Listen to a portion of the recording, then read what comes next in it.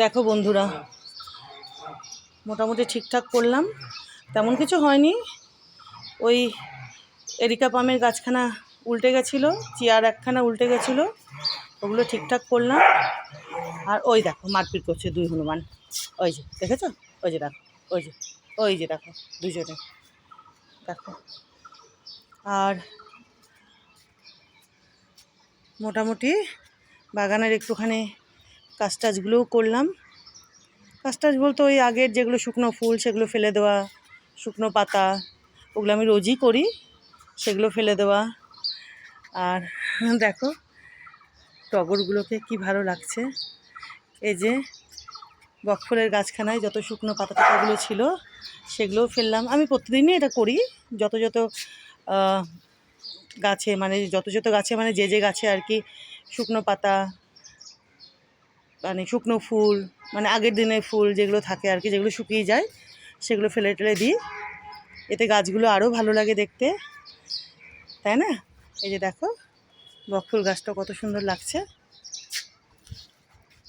আর এই যে দেখো আজকে টগর আরও ধরেছে নাকি না, এই টগরও অনেক দিন থাকে, ফুটলে পারে বেশ অনেক দিন থাকে।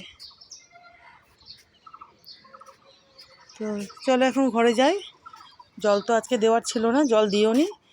আর বেলার দিকে কয়েকটা ফুল ফুটবে, সেগুলো তোমাদেরকে আমি পরে দেখাবো। ইনি এখনও ভালোভাবে ফোটেননি। এখন কটা বাজে বলো তো? এখন সময় হলো 6:47, সকাল 6:47, বুঝেছো? তো পরে কয়েকখানা ফুল টুল ফুটবে, সেগুলো আমি তোমাদেরকে পরে দেখিয়ে দেবো। আর নীলকণ্ঠটা দেখিয়ে দিই শুধু, চলো। এই যে দেখো নীলকণ্ঠ কিন্তু বেশ অনেকগুলো বেশ ফুটেছে। এই যে দেখো, এই যে এগুলো সব আজকের ফোটা। দেখো বন্ধুরা, এটা, তারপরে এই যে এইটা, এই যে এদিকে, এগুলো আরেকটু বড় হবে পরে। এই যে দেখো এইদিকে,